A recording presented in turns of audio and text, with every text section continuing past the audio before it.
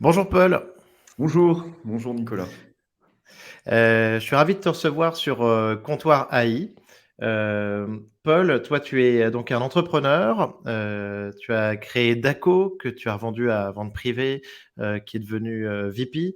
Tu as créé aussi Ores Vétier, qui est un collectif artistique qui utilise l'AI, et ça Oui. nous intéresse beaucoup ici.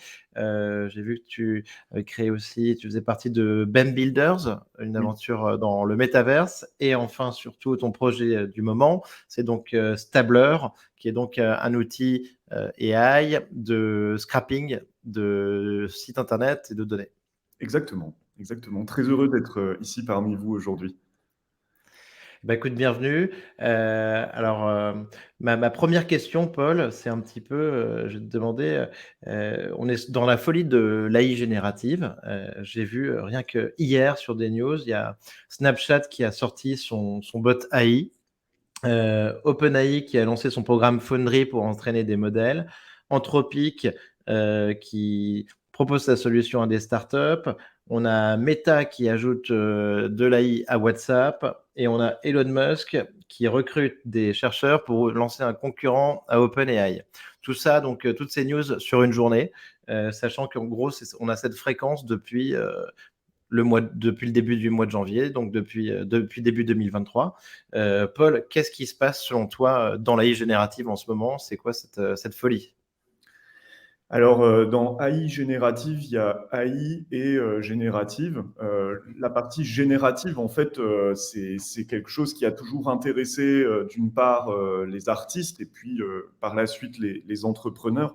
Déjà dans les années, déjà pendant la Seconde Guerre mondiale, il y a eu un peu les balbutiements de l'IA. On connaît les travaux de Turing en la matière et de ses successeurs.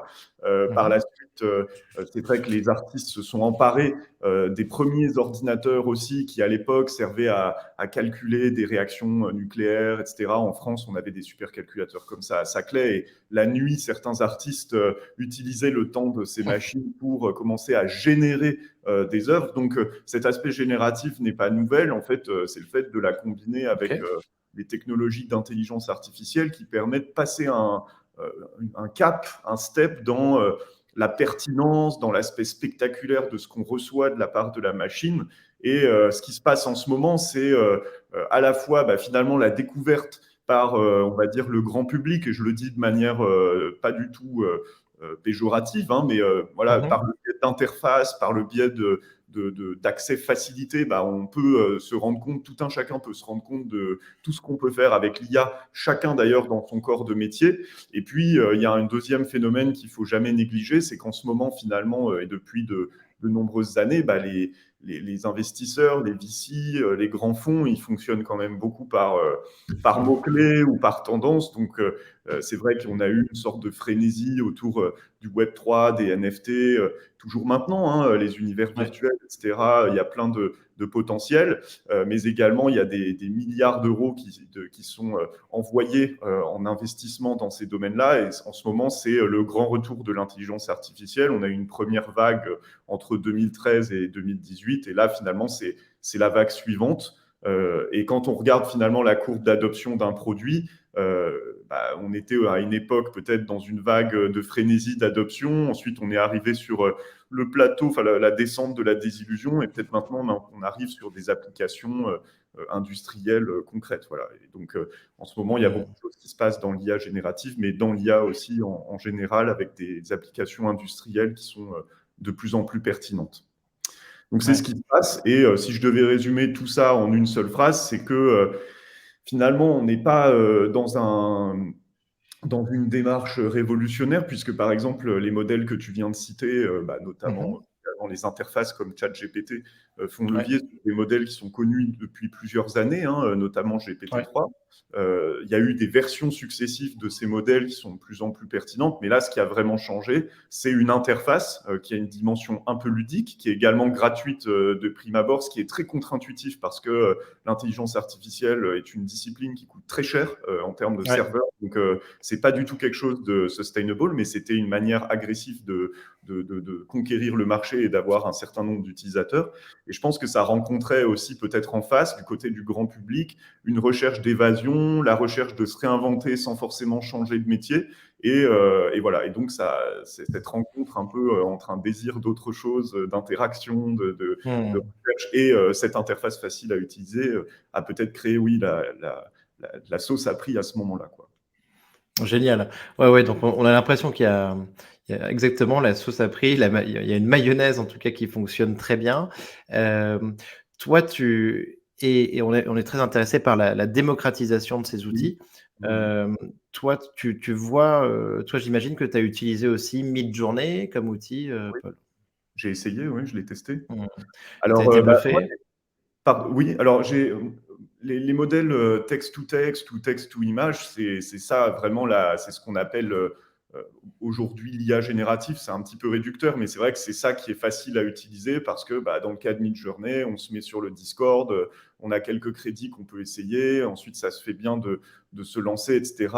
Pareil pour ChatGPT sur le text to text. Donc je les ai testés, bien entendu, ça fait partie de, entre guillemets, mon métier, puis j'aime bien le faire.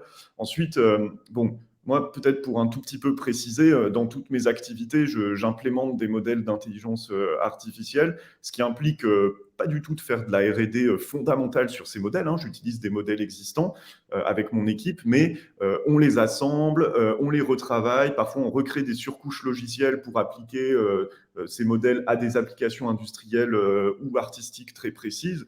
Et surtout, en fait, ce que je voudrais bien préciser, c'est que, notamment sur les modèles texte-to-image, moi, il y a toujours un moment où je tords le modèle et je l'entraîne sur des choses à moi. Et donc, la différence avec Midjourney, c'est que c'est effectivement un modèle texte-to-image, mais on ne sait toujours pas exactement sur quoi ça a été entraîné. Moi, je soupçonne Mmh. qu'ils aient scrappé des trucs comme DeviantArt ou en tout cas des plateformes où il y a énormément d'œuvres d'artistes. On le saura peut-être jamais, d'autant plus que c'est un modèle qui n'est pas open source, qui est privé, etc. Il est très performant, c'est vrai, mais quand j'utilise Midjourney, j'ai pas l'impression de faire le travail d'un artiste IA. Je fais le Mmh. travail peut-être d'un poète éventuellement parce que je dois écrire un texte qui décrit ce que je veux comme image. Donc je pourrais m'appeler un prompt poète, je pourrais m'appeler presque un écrivain. Donc c'est une forme d'art, hein. J'ai aucun problème avec ça, mais j'ai pas l'impression de faire de l'intelligence artificielle. Par exemple, quand j'ai fait Mmh. un de mes derniers projets qui s'appelait Circular Ruins, pour lequel j'ai fait une expo en décembre.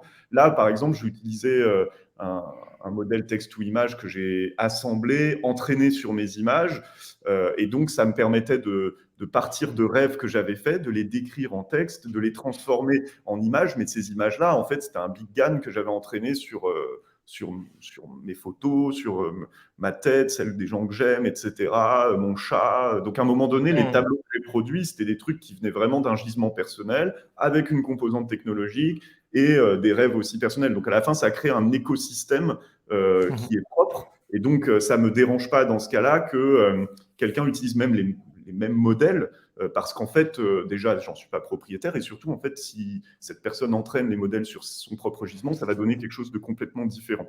C'est pour ça, Ouais. d'ailleurs, si je peux me permettre, qu'il y a une ambiance globale qui a un petit peu changé dans le monde de AI art parce qu'en fait, quand on a un peu tous commencé en 2018, 2019, 2020, ça paraît proche, mais c'était il y a quand même Ouais. longtemps de l'IA. Il y avait une centaine d'artistes dans le monde. On se connaissait tous et il y avait un peu un côté Saint-Germain dans les années 50-60, c'est-à-dire que on s'échange des œuvres. Et d'ailleurs, on le fait toujours maintenant. On s'échange des œuvres, on s'échange du code, on fait des expos collectives, on s'invite mutuellement dans des expos, soit dans le réel, soit dans des univers virtuels. Et il n'y avait pas vraiment de notion de, à part quelques exceptions, mais il n'y avait pas vraiment de notion de compétition. Il y avait un côté très culture Internet parce qu'on savait toutes et tous que quand on entraîne un modèle d'IA, ça prend énormément de ressources, de temps. On entraîne sur des données personnelles qu'il faut aller rassembler. Donc on n'était pas forcément dans une dimension de compétition. C'était tellement dur, c'était tellement cher que bon, à la limite, chacun faisait son truc. Et donc les batailles qu'on avait, qu'on a d'ailleurs toujours un peu, c'était plus des fights théoriques. Moi, par exemple, je m'entends très Mmh. bien avec Roby Barra, c'est un de mes grands amis et je l'aime énormément en tant que personne, mais au début, on n'était pas d'accord sur le fait de dire que moi, j'étais plutôt à dire que les formes générées par IA, elles devaient avoir une projection dans le monde physique et ça devait être des tableaux, des sculptures. Et à l'époque, j'étais le seul à dire des choses comme ça. Et Robbie, il disait, bah non, c'est un médium éminemment numérique, ça doit rester sur des écrans ou être dans des NFT. Et bon, peu à peu, on s'est auto-influencé, etc. Donc tout ça pour dire que c'était un fight un peu théorique. Et maintenant, en fait, on a une dimension peut-être tirée aussi par l'approche Web3, mais qui est beaucoup plus marketing. C'est normal, les artistes, ils doivent gueuler un peu pour être Ouais. entendus. Et ça fait partie du job. Moi, ça me saoule de le faire, mais je comprends pourquoi on le fait. Et en fait, comme c'est assez simple, finalement, de créer un prompt, quoi qu'on en dise, bien sûr, on peut le customiser, on peut avoir sa secret sauce, mais à la fin, on envoie un prompt sur Discord et on reçoit une image. Donc, c'est pas si compliqué que ça. Comme il y a moins de barrières à l'entrée, bah, il y a plus de fight, de compétition. En tout cas, c'est comme ça que je le ressens en termes d'ambiance sur Twitter. Donc, ça change aussi la donne. Mais ce qui est beau, c'est que bah, on a une explosion de créativité et bah, en tant qu'artiste et entrepreneur, moi, je peux que m'en féliciter. Je trouve ça magnifique et on a besoin de ça en ce moment. Ah oui, mais c'est tout à fait ce que m'ont dit les artistes AI que je connais, donc Charles AI, Odell France, et que j'ai reçu, et Obvious que je dois bientôt recevoir sur le podcast. Ils m'ont dit exactement la même chose que toi, que il y a 2-3 ans, en fait, vous étiez tout seul et vous étiez quelques dizaines, moins de 100, et que là, tout change au niveau des enjeux marketing et de faire sa place, mais aussi au niveau des outils qui ne sont plus les mêmes. Ouais. Voilà, alors je pense, à titre personnel, et c'est vraiment un aspect personnel avec Orez Vétier, la manière dont je travaille, en fait, j'aime bien parler avec les artistes autour de moi et bien sûr échanger sur l'aspect théorique, mais mon obsession personnelle, c'est de ne pas réinventer ce qui existe déjà, donc de vraiment développer quelque chose de nouveau, de proposer aux collectionneurs une approche nouvelle, parce que ça fait partie de la recherche qu'on doit faire en art, hein, savoir ce qui a été fait et proposer une forme de sérendipité.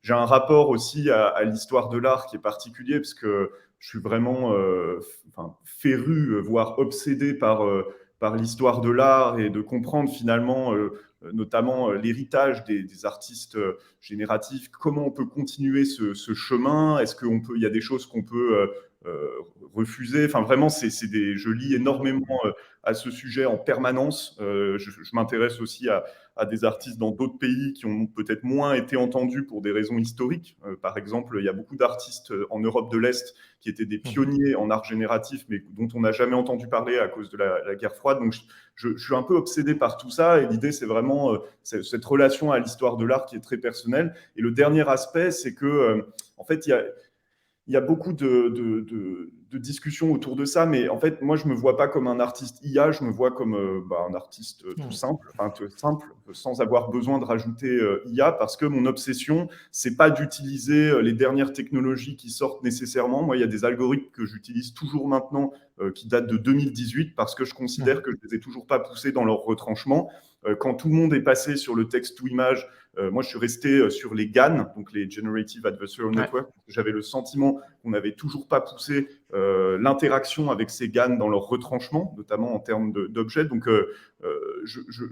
c'est pour ça que je communique peut-être un peu moins, par exemple, sur Twitter, ou que je suis un peu moins à faire du marketing, parce que je suis vraiment dans la recherche, quoi. Moi, le plus clair de mon temps, j'ai un atelier dans la région parisienne, je passe mon plus clair de mon temps là-bas à travailler sur mes trucs, et je suis plus dans la recherche, quoi. J'aime bien cette dimension-là, et mon obsession, c'est vraiment de créer un écosystème, c'est-à-dire de se dire, bah voilà, quand je vois un objet, je sais que c'est Orez Vétier qui à un moment donné travaillait là-dessus, parce qu'il y a un angle tellement particulier, ça vient tellement de l'atelier que on le ressent. C'est un peu comme ça que j'essaye de travailler, et de me dire, si un jour j'avais toutes les pièces créées dans toute l'histoire de mon studio, bah, elles fonctionnent ensemble et ça forme comme un jardin. Voilà. Sur, et donc oui, définir un peu ton style en tant que Vétier, cette reconnaissance. Sur ce que tu disais à l'instant sur le text to image versus les GAN, est-ce que tu pourrais nous expliquer un petit peu les différences entre ces modèles, et aussi pourquoi est-ce que tout d'un coup on a le text to text, le text to image, le text to speech, est-ce que ces modèles-là fonctionnent sur la même technologie, ce qui fait qu'ils arrivent en même temps? Alors en fait, c'est des modèles qui sont enfin, ce qu'on appelle par exemple la technologie de Midjourney ou la technologie texte-to-image. En fait, c'est un assemblage de plusieurs typologies de modèles qui inclut les GAN en fait. Donc le GAN, c'est une sorte de brique élémentaire du texte-to-image. Et à l'intérieur du GAN, d'ailleurs, les neurones sont eux-mêmes des briques élémentaires du GAN. Donc en fait, c'est un peu un truc d'encapsulation progressive et peu à peu, on crée des modèles de plus en plus sophistiqués. Ce qui était particulier avec les GAN, à part quelques exceptions où des interfaces sont sorties, c'était que franchement, c'était difficile quand on était un outsider, ou en tout cas qu'on ne codait pas, qu'on n'était pas dans ce game-là, d'entraîner un GAN, parce qu'il fallait collecter des données personnelles parfois. Hein. Par exemple, pour faire mon modèle des herbiers, j'ai collecté 4 millions de planches à herbier, j'ai fait un herbier moi-même avec peut-être 1000 plantes que j'ai scannées pour appliquer mon propre style et faire du transfer learning. Après, j'ai entraîné tout ça. 4 millions de planches à herbier, j'avais un petit serveur qui n'était pas suffisant, donc j'ai dû acheter du cloud. J'en ai eu pour des dizaines de milliers d'euros d'entraînement avant même de commencer à travailler. Et ensuite, j'ai commencé à faire des peintures et des sculptures. Quand on fait de la sculpture, enfin ceux qui savent, qui connaissent un peu les prix du bronze, c'est pareil, c'est à nouveau des dizaines de milliers d'euros. Donc tout ça, je l'ai financé parce que j'ai vendu des pièces de plus en plus grandes et donc j'ai pu accumuler des ressources pour faire des choses de plus en plus massives. Mais il y avait des barrières à l'entrée quand même à la fois théoriques, techniques, parce qu'avant même de manipuler des modèles, il faut collecter des données et puis d'exécution, qui faisait que c'était un peu dur. Donc, il y a eu des interfaces qui sont sorties, mais c'est vrai que le texte ou image, en termes d'approche, c'est beaucoup plus facile parce qu'on est un peu face à un Jarvis où on peut parler, dire ce qu'on veut, et puis on obtient l'image, et après on travaille dessus, ça fait une matière première.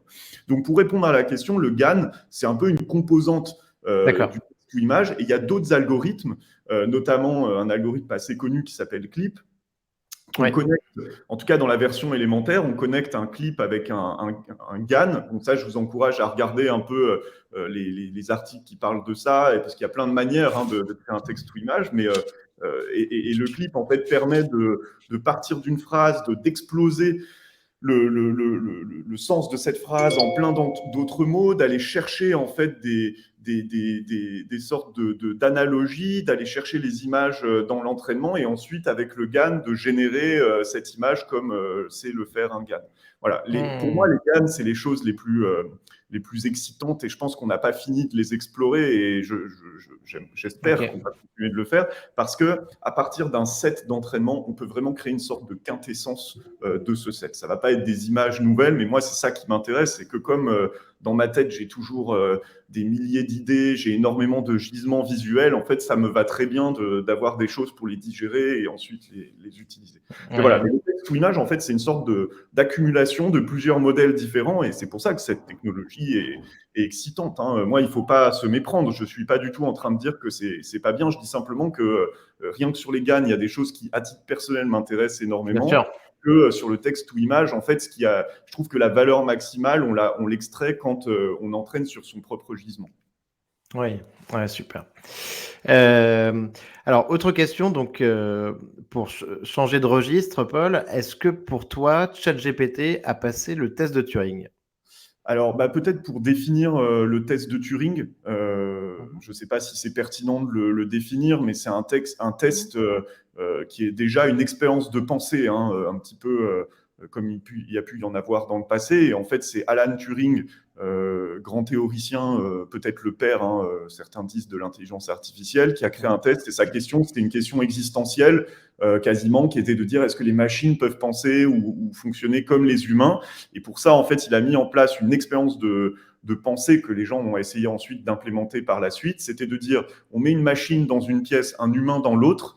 On pose des questions aux deux en même temps. Ils doivent répondre dans les mêmes délais pour éviter de faire croire, enfin, si on a une réponse plus rapide, qu'on ait l'impression que la machine répond. Donc, même si la machine répond instantanément, on laisse le même délai que l'humain, etc. Et les deux réponses arrivent et on compare, et peu à peu, au fur et à mesure des questions, on doit se faire une opinion sur les entités dans les pièces et se dire, en fait, il y en a une, c'est une machine, une, c'est un humain. Donc, je caricature un tout petit peu. Merci. Et donc là, tu poses la question de dire, est-ce que ChatGPT vient de passer le test de Turing? Parce que c'est vrai qu'il y a des articles, notamment en décembre, qui sont sortis à ce sujet, avec des équipes qui ont mis en place ça. Alors, Ce qui est difficile en fait dans le test de Turing, c'est que ça dépend beaucoup des questions qu'on pose, ça dépend aussi beaucoup de la culture de la personne qui va juger en face de est-ce que c'est un homme ou est-ce que c'est une machine. Quand on a l'habitude d'interagir avec des modèles IA, c'est facile de voir les espèces d'automatismes qu'ont les algorithmes comme GPT. Par exemple, Oui. GPT-2 a fortiori, et GPT-3 un peu moins, quand on écrivait de la poésie, ça arrivait souvent qu'il partait en boucle. Et donc, il se mettait à... C'était très beau, hein, il y avait un côté lancinant, répétition, mais c'est assez connu. Parfois, ça part en boucle, etc. Donc, bon, il y a des choses qu'on peut arriver à détecter comme ça. Moi, en fait, peut-être, enfin, ça va être agaçant ma réponse, mais j'ai envie de dire que dans ce domaine-là, je ne trouve pas que le test de Turing soit un test pertinent à faire. Et d'ailleurs, c'est ce que disent beaucoup les chercheurs en intelligence artificielle. Il y a notamment, en fait, de mémoire, deux chercheurs, Peter Norvig et Stuart Russell, qui Ouais. ont fait un peu des infos, enfin, qui ont parlé un peu de ce test-là, et ils donnaient une analogie avec l'aviation. En fait, quand on cherche à créer un avion, l'objectif, c'est d'aller à un point A à un point B par le ciel. Et donc, les pigeons, ils savent le faire aussi, d'aller à un point A et à un point B. Mais quand on fait un avion, on ne cherche pas forcément à imiter le vol du pigeon. Du moment que l'avion fait ce qu'il fait dans des conditions de sécurité peut-être meilleures que s'il volait comme un Mm. pigeon. Voilà, et puis même de confort pour l'usager. Donc, ce n'est pas forcément la question. Et de la même façon, en fait, je pense qu'il y a un fantasme qui est normal, hein, qui est tiré de la culture science-fiction, etc., de dire, en fait, je veux créer une sorte de Jarvis, d'assistant qui répondent à toutes Ouais. les questions, une sorte de pitié de Delphes absolue qui me permettent de répondre. Mais en fait, ce qu'on cherche à faire, c'est souvent des applications sectorielles. Donc, voilà, j'ai un peu du mal à répondre à cette question parce que souvent dans l'IA, en fait, on a un problème, des données d'entraînement, et ensuite on teste sur la base de cette application-là. Donc, si je prends un exemple concret, quand je cherche à faire de la reconnaissance d'images, donc classer des photos par computer vision, par ces algorithmes-là, en fait, souvent j'ai un set d'entraînement dans lequel je prends 75% des données qui vont me servir à entraîner, et les 25% restants, la machine ne les verra pas durant l'entraînement et on utilise pour tester. Et grâce à ça, on construit des matrices où on voit ce qu'on a en entrée et le jugement en sortie,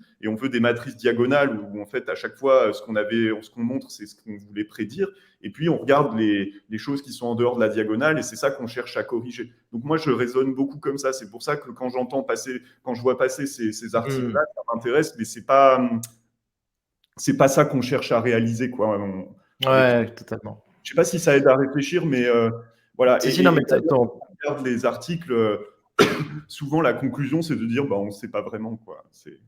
ouais, complètement. Non, non, mais je pense qu'il faut. C'est pas le test n'est pas forcément adapté et je comprends très bien ton exemple de l'avion Ouais, et du ouais. pigeon. Peut-être pour revenir, Paul, sur Stabler.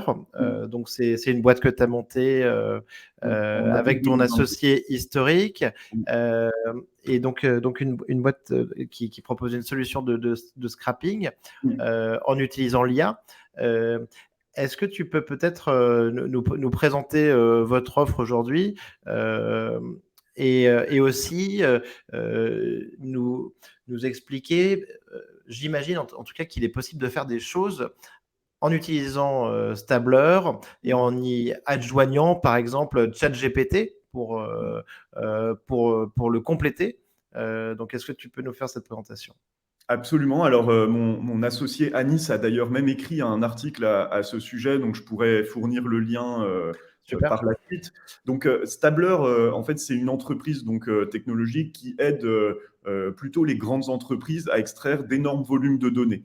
Aujourd'hui, en fait, toutes les entreprises, d'une manière ou d'une autre, vont aller extraire de la donnée publiquement disponible sur Internet. Et dans des cas de plus en plus nombreux, ils créent leurs propres robots en fait, qui vont aller naviguer sur le web et récupérer les données. On a énormément de cas d'application du scrapping à l'échelle des entreprises. Ça sert notamment à faire des algorithmes, à alimenter des algorithmes de pricing, de fixation des prix, de prédiction de la demande, de compléter des descriptions, des fiches techniques, d'entraîner des modèles de computer vision. Voilà. Enfin, il y a énormément d'applications. Et souvent, de plus en plus, les équipes grossissent avec les besoins et au bout d'un moment, il y a un problème d'accès au talent, de maintenance des robots et c'est un vrai sujet pour ces grandes entreprises.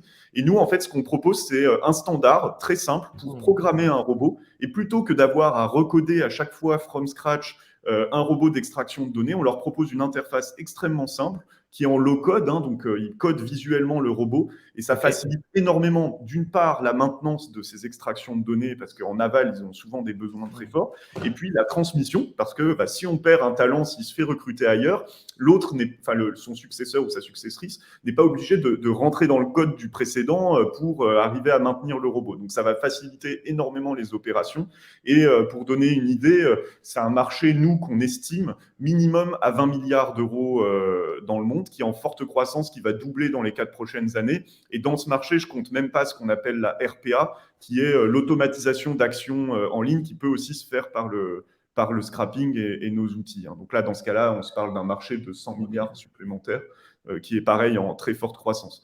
Donc, c'est un besoin, l'extraction de données, qui est fondamental. Et tout à l'heure, on parlait des GAN et des modèles LLM. Les large language models. En fait, le scrapping, c'est vraiment la base pour ça. C'est-à-dire que tous les acteurs... C'est grâce à ça qu'ils ont été créés. Justement, donc, est-ce que tu peux...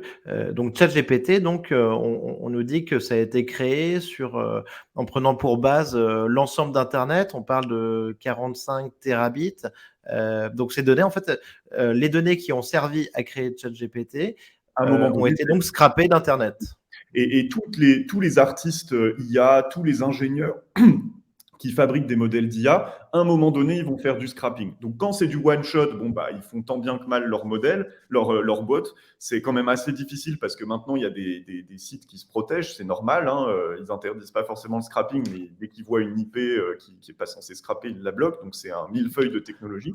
Mais voilà, quand on veut le faire de manière régulière, c'est de plus en plus difficile. Et donc, c'est ce qu'on propose comme technologie.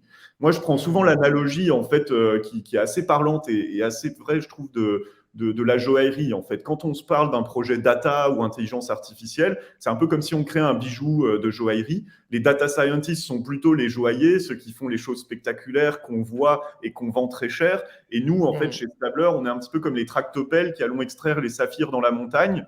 Ça intéresse pas beaucoup les data scientists d'un point de vue conceptuel et théorique, mais sans ça, on peut rien faire. Voilà, c'est vraiment ça l'idée. Et en fait, je m'en suis rendu compte justement quand on était chez Vente Privée et qu'on a mis en place ce type d'infrastructure industrielle. Bon, on avait notre réputation qui commençait à se diffuser. Et en fait, il y a beaucoup de très grandes entreprises qui sont venues nous voir et qui nous ont dit: est-ce qu'on peut avoir la même chose pour nous? Parce que on est coincé, on a énormément besoin des données en aval, mais on n'a plus les ingénieurs qui arrivent à maintenir les robots et c'est un vrai danger pour nous, business. On peut perdre de l'argent, de la marge si on n'est plus compétitif sur les prix. Donc, venez nous aider. Et c'est ce qui nous a donné envie de créer Stabler pour généraliser ce type d'usage et créer un standard industriel. Donc, nous, dans cette approche, on a vraiment une approche... je voudrais parler quelques secondes du développement de Stabler parce que dans notre approche, on a vraiment la culture Internet, une culture qu'on retrouve que je retrouve quand je fais de l'intelligence artificielle dans l'art. Enfin, je parle beaucoup avec les artistes autour de moi ou dans le Web3 avec Ben Builders. On a vraiment cette culture de parler avec nos concurrents, de parler ensemble du marché, d'essayer de créer un consortium, pourquoi pas pour aligner un peu les standards d'extraction de données. Et donc, c'est une manière de développer les entreprises qui est un peu héritée de cette culture Internet et c'est assez agréable de fonctionner comme ça. Ça ne veut pas dire qu'on n'est pas concurrent et que parfois on se tire la bourre sur les mêmes clients, quoique, parce que nous, on est plutôt en train de cibler des très grands comptes. Mais en tout cas, c'est une ambiance de travail qui est assez agréable et qui est très, qui permet d'avancer beaucoup plus vite. Et donc, le scrapping, c'est vraiment une deep tech, c'est vraiment quelque chose de compliqué. Il faut aller comprendre les standards d'Internet, il faut descendre très bas dans la compréhension des protocoles parce que c'est un millefeuille technologique. Donc, c'est ce qu'on essaye de simplifier pour nos clients. Très bien. Je pense qu'il va y avoir des sujets donc hyper intéressants dans les années à venir par rapport à ça. On a vu qu'Elon Musk avait dit qu'il allait fermer l'accès de Twitter en fait aux robots pour pouvoir conserver cette information. Oui. Est-ce qu'on risque d'avoir peut-être pas mal de sites, pas mal de contenus qui vont restreindre l'accès à ces données pour en être propriétaires et de Oui. l'autre côté, de plus en plus d'informations générées par les chats GPT et outils génératifs Oui. qui risquent de remplir Internet et de doubler sa taille. Comment tu Oui. vois ces évolutions par rapport Oui. à ton activité, justement? Alors, pour la première partie sur ce qu'on peut appeler des plateformes loguées, où on doit se loguer, nous, en fait, dans nos manières de fonctionner, on ne va pas extraire l'information quand on doit se loguer sur une plateforme, on extrait vraiment de l'information publique. On est une entreprise française et européenne, donc on respecte toutes les législations sur les données personnelles, les accès dans les STAD, comme on dit, système de traitement et d'accès aux données. Donc on respecte vraiment les conditions des sites. En tout cas, on demande à nos clients de le faire puisqu'on n'est pas forcément en contrôle de tout ce qu'ils font. Donc ça, c'est le Mmh. premier point. Sur la partie, en fait, plus est-ce que ça va dans le sens de l'histoire ou pas? Bah non, ça va pas dans le sens de l'histoire de restreindre l'accès à ces données-là. Ce qu'on voit quand même, c'est que d'un point de vue très très général, la jurisprudence a plutôt tendance à favoriser le scrapping parce qu'en fait, ça permet de résoudre des asymétries de connaissances, de Mmh. données, etc. Et l'autre aspect qui est, je dirais, enfin, assez important, c'est qu'il y a aussi des lois qui, de plus en plus implicitement, invitent les usagers, les acteurs économiques à scraper. Je donne un exemple, mais c'est la législation Omnibus qui est entrée en vigueur en France en mai 2022, qui impose à tous les e-commerçants qui font des réductions sur leur site d'arriver à prouver qu'il y a plus de 30 jours, le prix barré était pratiqué. Enfin, je ne sais pas si vous vous rendez compte, mais sur des sites qui ont ne serait-ce que 100 000 références ou 10 000, enfin, personne ne peut prouver ça à la main, même en ayant un agent assermenté à plein temps qui fait ça. C'est impossible. La seule manière de le faire, c'est de scraper, d'accumuler un trésor de données de manière Mmh. régulière, de l'horodater, c'est-à-dire de certifier la date par un acteur tiers pour que ça puisse être utilisé comme preuve légale et de le stocker quelque part sans jamais les modifier. Et donc ça, en fait, c'est une application hyper concrète du scrapping qui est quasiment enfin, c'est pas obligé, mais c'est si on veut Mmh. respecter la loi, quand on est un e-commerçant, on est quasiment obligé de faire ça. Voilà. Donc ça, Ouais, c'est pour la partie. Est-ce que ça va dans le sens de l'histoire? Ben, on verra bien ce qui se passe. Je suis pas un gourou, mais j'ai bien sûr. l'impression quand même que l'extraction de données est de plus en plus grande. Sur la partie création de contenu Ouais, et flooding d'Internet, bon, en fait, ouais. on sait déjà que Google, ils sont en train de mettre en place des systèmes de détection voilà, pour savoir si des textes sont générés par IA. Il y a notamment, par exemple, GPT-0 aussi qui peut tester si un texte est généré par ChatGPT. Donc, bah, c'est hyper intéressant. En fait, ce qu'on voit, c'est qu'on a des récurrences de mots, on a des fréquences qui reviennent assez régulièrement. Et donc, bah, Mmh. on peut tester si ça a été généré par une machine.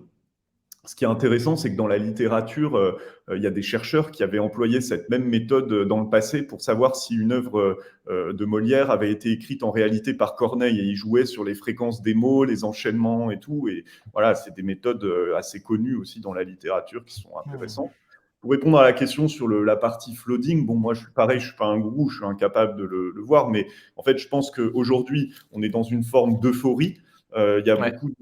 beaucoup de gens voilà, qui connaissaient pas du tout l'IA, qui sont face à ChatGPT et qui peut-être le voient comme je disais tout à l'heure, la pitié de Delphes, donc qui posent des questions existentielles, qui disent qu'est-ce que je dois mettre dans mon PowerPoint. Il y a beaucoup d'influenceurs qui initialement étaient des influenceurs marketing, qui sont devenus des influenceurs IA, puis des influenceurs Web3, puis des influenceurs à nouveau IA générative qui disent que ChatGPT va tout résoudre. Mais en réalité, non. En fait, moi, je trouve qu'une manière agréable de l'utiliser, c'est de dire, bah voilà, je dois écrire un truc sur tel secteur, ça me fait un gros bloc, 50% est faux, mais ça me fait un peu un corps de texte et ça m'aide à travailler. En fait, je suis pas Mmh. certain que on n'aura que des sites générés par IA dans le futur. Personne n'a envie de les lire. C'est comme les ouvrages générés par des machines. Ça, c'est intéressant pour faire une expérience, mais ça intéresse personne s'il n'y a pas une curation humaine. En revanche, moi, je suis quand même assez intéressé par cette approche-là parce que tout le monde n'est pas créatif. Tout le monde n'est pas capable de partir d'une page blanche et d'aboutir à un texte agréable à lire par tout le monde. En revanche, il y a des gens qui ont une autre forme de créativité, qui sont capables de dire, à partir d'un texte prémâché, bah, j'aime ça, j'aime pas ça, je vais rajouter cette chose, etc. Et donc, en ce sens, ChatGPT, quand on doit écrire un texte, faire un site web et tout, bah, ça permet d'avoir un texte de base. Moi, j'appelle ça un moule à casser. Et ensuite, on peut partir de là. Et ça s'appelle, plutôt qu'être dans la création, on est dans la curation. Et c'est un autre Bien type de sûr. créativité. Et ça permet d'ouvrir, en fait, des usages à des Mmh. personnalités différentes. Donc, c'est plutôt chouette. Ouais, oui, tout à fait. Tout à fait. Donc, être plus dans la curation, être plus dans l'édition, donc prendre du recul sur ce contenu généré, ce qui est très intéressant.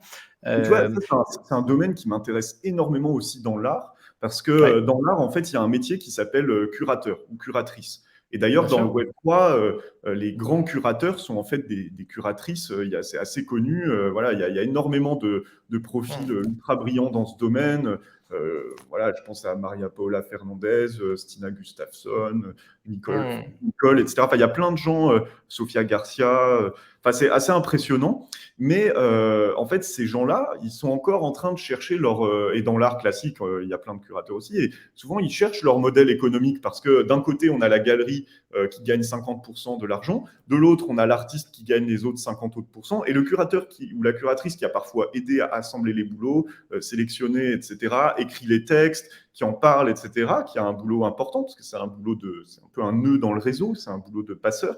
Bah, en fait, c'est toujours pas clair hein, la manière dont ils peuvent Mmh. être rémunérés. Et là, je pense qu'avec cette importance d'avoir ces gens-là et puis l'action de sélectionner, peut-être que ça va permettre de faire émerger un modèle où ils peuvent trouver leur modèle économique. Donc, c'est des sujets qui Ouais, m'intéressent. génial. Non, ça va être, on va voir, on va suivre ça de très près. Il y aura forcément des enjeux aussi. On le voit, les premiers concernés aujourd'hui, c'est les étudiants dans l'éducation. Hein. Tu parlais de GPT-0 pour détecter Oui. le contenu généré par ChatGPT. Euh, donc, comment est-ce que tu vois les étudiants? Est-ce que tu penses qu'il faut leur interdire ces outils ou est-ce que tu penses qu'au Oui. contraire, il faut les accompagner dans l'utilisation et pousser dans ce sens-là? Et est-ce que tu penses que ça va changer un petit peu le mindset de Mm. ces générations qui utilisent ces outils à un âge très jeune? Alors, enfin, j'ai aucune Toi, idée. tu es prof, je Oui, crois que tu donnes des cours en plus, Paul. enseignant à l'Institut français de la mode, principalement. Et parfois, je fais des interventions, mais c'est très ponctuel. Et bon, voilà, je ne me qualifierais pas de professeur parce que je n'ai pas le titre, mais Mmh. j'interviens parfois à Polytechnique ou à Sciences Po, mais très ponctuellement. Donc, je suis beaucoup à Ouais. l'Institut français de la mode. Et Mmh. pour répondre à la question, bah, c'est peut-être un peu la même question que quand les ordinateurs sont apparus. Au début, on était un peu fascinés et on se disait, bon, voilà, il y a une valeur à écrire, on retient mieux quand on écrit, etc. Puis finalement, par la suite, on s'est rendu compte qu'avec Internet, on avait accès à énormément de connaissances. Et finalement, ce qu'on a demandé aux élèves par la suite, c'était plutôt que d'apprendre énormément de choses par cœur, c'était d'arriver à choper l'info, de la traiter et de l'adapter pour eux. Puis en réalité, maintenant, on se rend compte qu'on a besoin d'un peu des deux. Moi, je vois bien que c'est quand même pratique d'avoir des réflexes ou des choses qu'on connaît par cœur, ou même dans l'art, c'est quand même bien de connaître, d'avoir dans sa tête plein de noms d'artistes pour pouvoir et de leurs travaux pour pouvoir se naviguer quand on n'a pas Internet. Et puis, c'est bien d'avoir accès. Donc, je pense que c'est un peu pareil avec ChatGPT. Moi, je pense qu'il ne faut pas forcément l'interdire en bloc. Moi, ça ne me dérange pas si un élève me fait un texte qui est généré partiellement par ChatGPT, mais ensuite qui a été lourdement retravaillé avec des références, etc. Ensuite, je pense que le temps va faire son tri. En fait, je pense Mmh. qu'aujourd'hui, on est abreuvé par des quantités invraisemblables d'informations qu'il faut digérer. C'est principalement ça qu'aujourd'hui on demande aux élèves. Et peut-être que bah, ChatGPT peut aider à digérer ces informations et qu'on revienne à ce qu'on attend d'un humain, c'est-à-dire faire du problem solving. En tout Ouais. cas, si par exemple j'ai été directeur d'une quelconque école, En fait, moi, je pense que par contre, la clé, c'est maintenant qu'on a des outils qui sont extrêmement puissants, qui permettent de manipuler du texte, etc., et que, par exemple, dans la partie visuelle, il y a la dimension de prompt qui est importante, j'essaierai de pousser beaucoup le fait de se remettre à lire, beaucoup, de s'intéresser à des domaines qui n'ont rien à voir avec le domaine dans lequel on parle. C'est pour ça que j'enseigne à l'IFM. Bon, j'aime bien la mode, mais ils font venir des gens d'univers différents pour ouvrir les chakras et voilà, que les élèves aient des infos différentes. Et je pense que c'est ça qu'on attend, tu vois, parce que si tu écris un prompt, si tu veux écrire un prompt intéressant, il faut avoir, je pense, une très grande culture, soit une culture de la photographie, de la vidéo, tu vois, pour ajuster ton prompt, ou alors pour avoir des références artistiques extrêmement pointues, pour avoir des visuels pointus.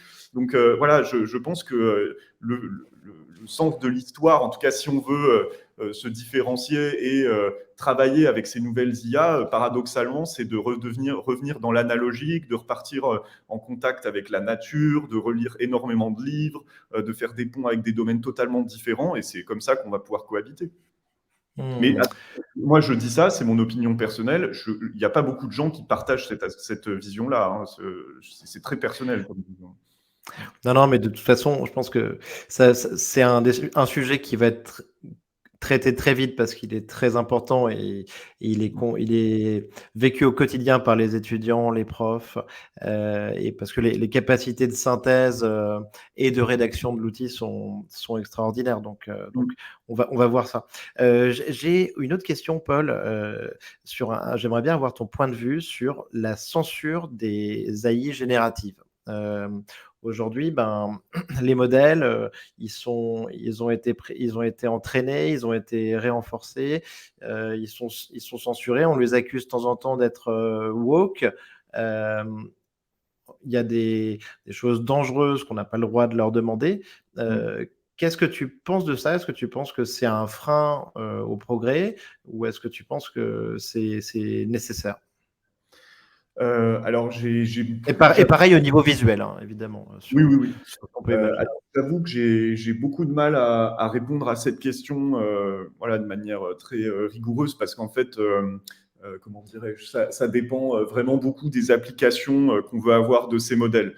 Je prends un exemple très concret. C'est vrai que quand on demande à OpenAI, DALL-E, de générer une chaise à la manière de Philippe Stark, comme ça détecte un nom propre, ça va dire ah attention, nom propre, donc il y a un potentiel de plagiat, donc je bloque. Et puis en fait, quand tu dis à la manière de Stark avec Stark en minuscule, ça passe. Donc bon, déjà la censure n'est pas forcément très cohérente. Et peut-être que moi, quand je voulais générer cette image, j'avais envie non pas de pomper Stark, mais d'avoir une vibe particulière, et ensuite j'aurais retravaillé l'image, ce qui est ce que je fais souvent, etc. Donc mon point, c'est de dire là, dans ce cas-là, c'est un peu un sujet embêtant, parce que d'un côté, oui, c'est toujours embêtant de vouloir faire des choses à la manière d'eux. On est dans une forme d'inspiration, mais c'est toujours la même différence. Si ensuite on retraite lourdement, c'est plus une inspiration qu'une copie, ou alors on dit souvent les bons artistes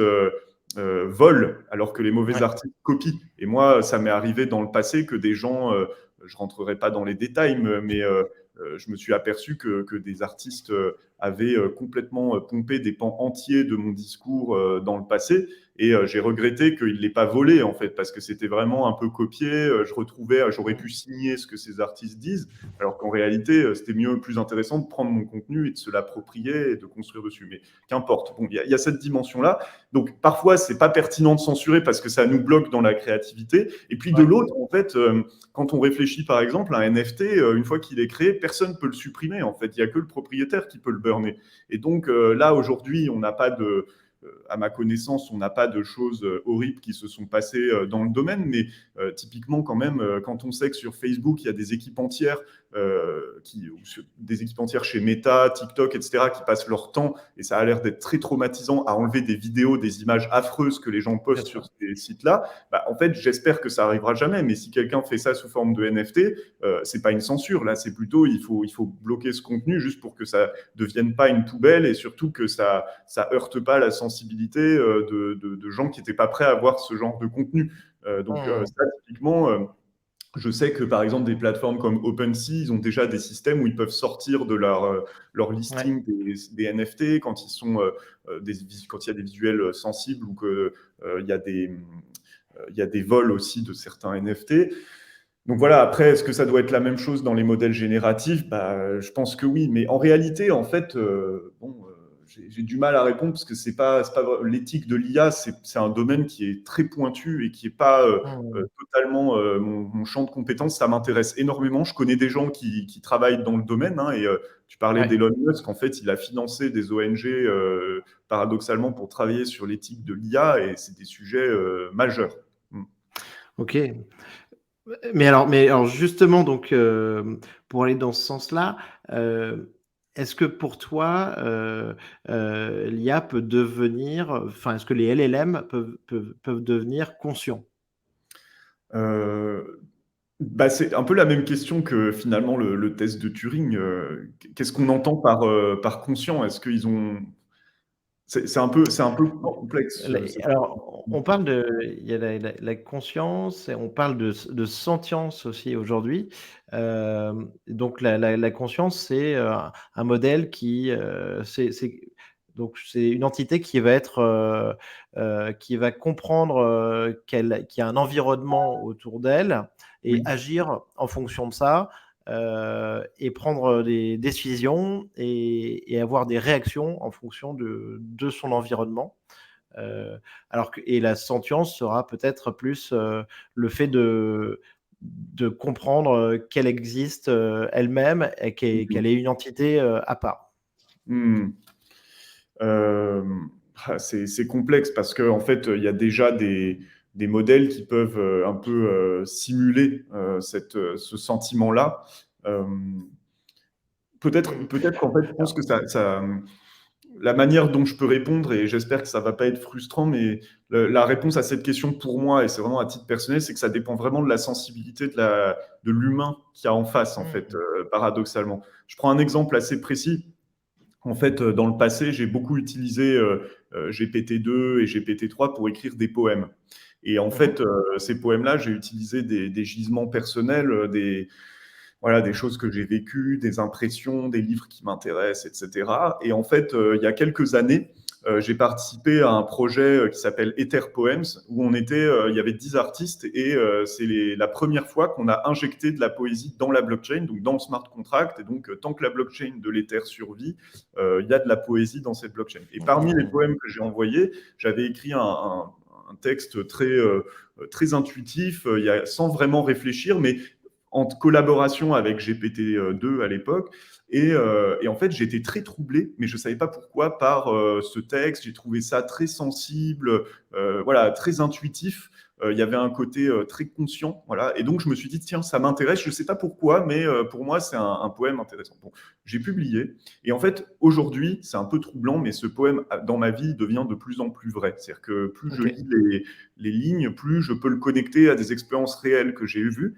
Et donc, ça ne veut pas dire que, évidemment, l'IA a prédit le futur, mais ce que j'essaye de dire, c'est que quand on développe des large language models et qu'on les transfère sur des textes qu'on a pu écrire, sur notre personnalité, sur des écrits qu'on peut avoir, bah, on peut être troublé et avoir l'impression qu'il y a une forme de conscience parce que ça réfléchit comme nous. Et quand on est face à quelqu'un qui réfléchit comme nous, on a forcément davantage d'affinité, voire d'amour, voire d'attirance. Donc, voilà, je pense qu'en fait, Ouais. plus on va injecter des choses idiomatiques dans les LLM, plus ça va paraître familier et on va pouvoir interagir. Oui. Ta réponse est très intéressante. En effet, bah, tu as raison, je pense que déjà c'est lié à la sensibilité, de la personne qui est en face, et de l'autre côté, c'est la capacité de simulation aussi, hein, de ces modèles, simulation de faire croire qu'ils sont humains ou de simulation pour donner une réponse qui plaît, Mm. à l'interlocuteur. Ouais, par Oui, oui, rapport oui. au passé. Ouais, Super. c'est vraiment les développeurs, hein, qui fixent les objectifs des LLM. Donc, en fait, si par exemple on dit qu'on veut faire un LLM qui donne l'impression de conscience, ça va peut-être entraîner sur des textes qui sont peut-être d'une part plus psychologiques pour comprendre ce que ça implique. Et aussi, si je devais le faire, j'entraînerais sur des textes ou des infos avec beaucoup plus d'expressions idiomatiques qui simulent un langage peut-être plus oral, plus familier, Ouais. de qui on peut être plus proche. C'est juste un exemple, mais voilà. Mmh. Super. Alors Paul, petite question donc compliquée, mais donc toi au niveau de l'AGI, l'intelligence artificielle généralisée, ou la super intelligence, est-ce que tu as quelle serait selon toi la timeline? Qu'est-ce que tu imagines, là-dessus? Et déjà, enfin, est-ce qu'on va y arriver, dans cette voie? Alors, en fait, moi, je suis vraiment un ingénieur, hein, donc je suis très près avec mon équipe, d'ailleurs, les papiers de recherche dans le domaine de l'intelligence artificielle. Depuis l'aventure de DACO et toujours maintenant, ça nous arrive de trouver des papiers tellement intéressants qui nous excitent beaucoup. Et donc, on intègre, on implémente ce papier de recherche directement dans nos outils. Ça arrive régulièrement. OK. Mais je ne fais pas de la recherche fondamentale. C'est-à-dire, je ne fais pas de la recherche comme peut le faire Yann Lequin chez Meta et d'autres par le passé ou actuellement. Donc, voilà, quand par exemple Elon Musk dit en 2040, Mmh. voilà, ça va arriver, etc., moi je suis incapable de donner ce type de timeline. Mais en revanche, ce qu'on constate quand même, c'est que il y a les deux voies pour, si on a envie d'y parvenir. En plus, je ne suis même pas certain qu'on ait envie, mais si on veut augmenter les capacités de l'intelligence artificielle, en fait, c'est pas compliqué. Il y a la voie, d'une part, que je peux qualifier de mathématique théorique, c'est-à-dire de trouver des astuces pour optimiser l'efficacité des modèles, trouver des nouvelles manières de fonctionner. Donc, il y a à la fois dans les mathématiques une dimension vraiment calculatoire et puis une dimension architecture. Donc, Mmh. souvent, c'est ça le plus excitant, c'est de comprendre l'architecture des modèles, la créativité qu'on peut avoir dans ce domaine pour rendre les modèles plus puissants. Donc, par exemple, l'architecture d'un modèle texte-to-image, ça a permis d'augmenter les capacités. Et puis, il y a Ouais. une deuxième voie, qui est la voie un peu plus bourrin, mais qui est dans un projet data, c'est 95% du travail, c'est le bourrin, hein, c'est la collecte des données, le retraitement, etc. Et donc, beaucoup de gens aujourd'hui parlent de GPT-4, par exemple, ou des modèles Facebook qui sont sur le point de sortir. Bon, typiquement, ce que permettent de faire ces modèles-là, c'est que ils sont entraînés ils vont être entraînés, GPT-4, apparemment, sur beaucoup plus de data points, comme on dit, donc sur beaucoup plus de données. Et donc, nécessairement, ça va permettre de faire plus de choses. En fait, c'est un peu l'inverse du Ouais. théorème un peu en IA, garbage in, garbage out. Si tu envoies n'importe quoi dans ton modèle, ça va sortir n'importe quoi. Inversement, si tu envoies des données de très haute qualité que personne d'autre n'a, tu vas avoir un modèle de haute qualité que personne d'autre n'a. Voilà, c'est un peu ça le Mmh. truc. Donc, je pense que là, en fait, pour moi, quitte à répondre à côté, je pense que dans le futur, on va avoir des enjeux, voire des problèmes qui sont en fait finalement beaucoup plus structurels que l'IA, enfin que l'IA généralisée. C'est plutôt de dire on est en train d'accumuler tellement de data, dont beaucoup sert à rien, hein, Ouais. donc en tout cas n'est pas très pertinent, qu'on va avoir des enjeux de stockage, de compression, voilà, c'est plus ça le truc, hein, parce qu'à un moment donné, on a de la matière présente sur la Terre, mais on n'en aura pas forcément assez pour stocker toutes les données qu'on veut. Donc, moi, c'est plutôt ça qui me fait réfléchir. Je me dis peut-être un jour, on va devoir inventer plutôt des nouvelles capacités de stockage, de fonctionnement, etc. Bien sûr. Ah ouais, qui permettront d'aller plus loin. D'accord. Oui, oui, oui. Heu, C'est ça, à mon avis, les découvertes à venir qui doivent être, qui sont, à mon avis, excitantes. C'est d'une part, l'énergie. Donc, ouais. on fonde beaucoup d'espoir sur la fusion, mais c'est vrai que c'est très important. En corollaire de la fusion, c'est comment on produit de l'hydrogène avec une équation énergétique qui est pertinente pour ensuite pratiquer la fusion. Ensuite, sur la partie calcul, comment on passe un step parce que nos Mmh. ordinateurs, finalement, leur structure de fonctionnement global, elle a pas particulièrement changé depuis leur création. Simplement, on a passé des steps dans les gravures, etc. Mais on parle beaucoup de l'ordinateur quantique parce que c'est une autre manière de fonctionner Mmh. aussi. Donc ça, c'est important.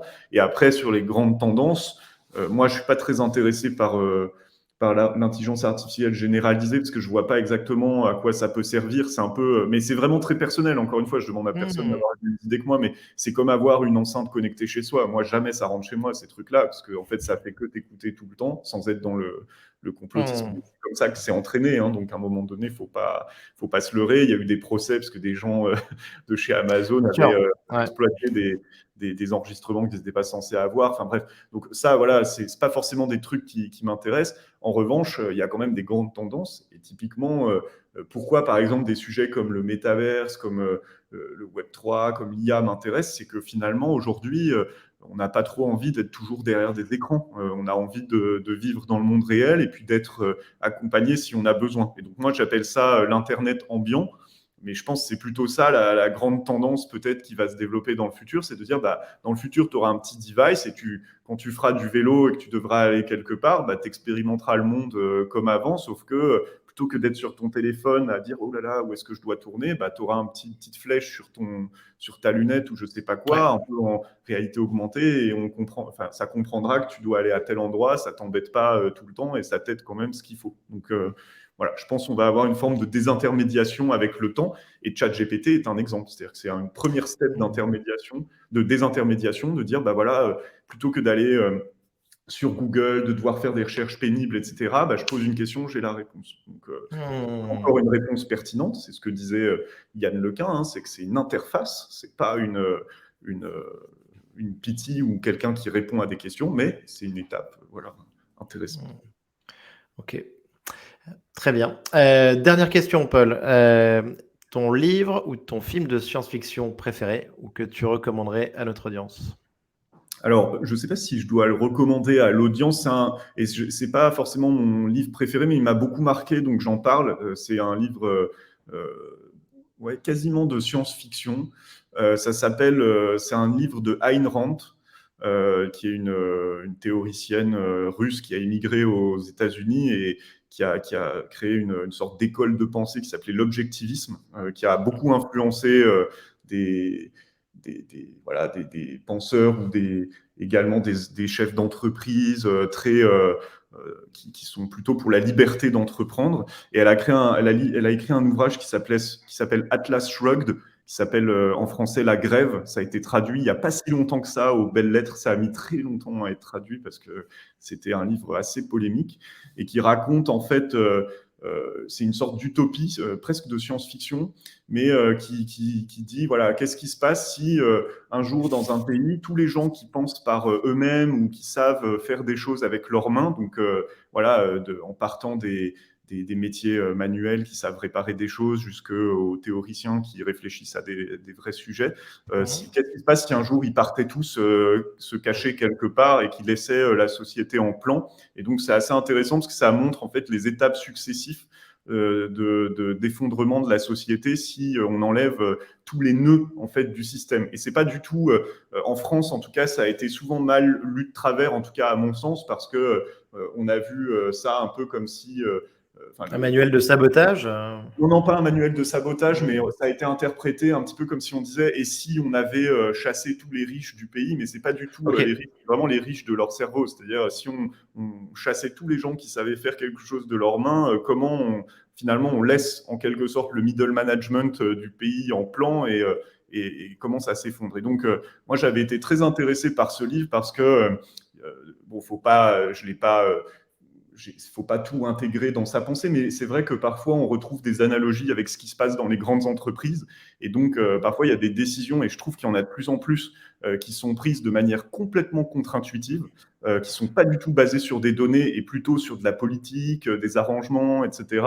Et en fait, ça m'est arrivé de le vivre et je me disais, mais comment c'est possible de prendre des Mmh. décisions qui sont tellement irrationnelles par rapport aux enjeux, et les gens savaient que c'était irrationnel, pourquoi ils font ça? Et quand j'ai lu ce livre, bah, ça m'a donné un peu des clés pour mieux comprendre pourquoi, par exemple, parfois dans les entreprises, et notamment dans des projets technologiques, on a du sabotage ponctuel qui est fait par des gens, voilà, qui dirigent des départements, qui sont un peu à la tête de baronnie, et comment ça marche politiquement. Et comme moi, je ne suis pas quelqu'un de politique, je suis plutôt un doueur, quoi. C'est pour ça que je suis toujours un petit peu indépendant ou que je crée mes entreprises. Enfin, j'aime vraiment passer les choses de 0 à 1. Je ne le comprenais pas. Et ce livre m'a aidé un peu à comprendre pourquoi ça pouvait arriver. Après, il y a plein d'autres explications, etc. Mais j'ai trouvé que c'était assez intéressant. Voilà. Mais ça reflète pas mon Génial. idéologie, mais c'était un livre de science-fiction qui m'a pas mal intéressé.